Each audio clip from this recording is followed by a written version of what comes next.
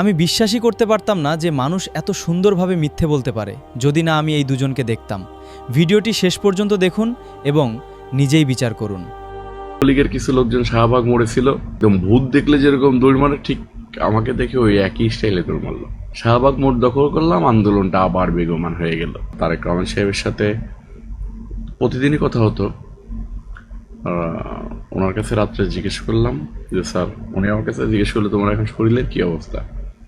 আমি বললাম স্যার সেলাই এখনো কাটা হয়নি, তবে সেলাই শুকাই গেছে, আমি কালকে মিছিল বের করতে চাই। ওই 15 হাত দূরে পুলিশ, এদিক দিয়েও 15 হাত দূরে পুলিশ। তার মানে কি এই দুই পুলিশের এই মাঝখানে লাল মাইক হাতে আমি একা ধরেই নিছি মৃত্যু নিশ্চিত।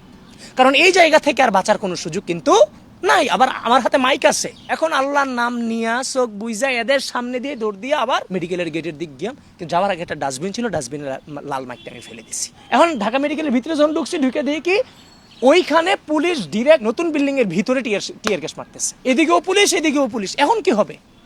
আবার এদের মাঝখান দিয়ে এখন আল্লাহ এদের চোখে পর্দা দিয়ে আমার দেখায় নাই, নাকি এরাই মানে এদের চিন্তা শক্তিতে ছেড়ে দিল, আমি এখনো এটা টের পাই না। এদের মাঝখান দিয়ে কোনো রকম এরা দাঁড়াই রয়েছে, পাশ দিয়ে হাইটে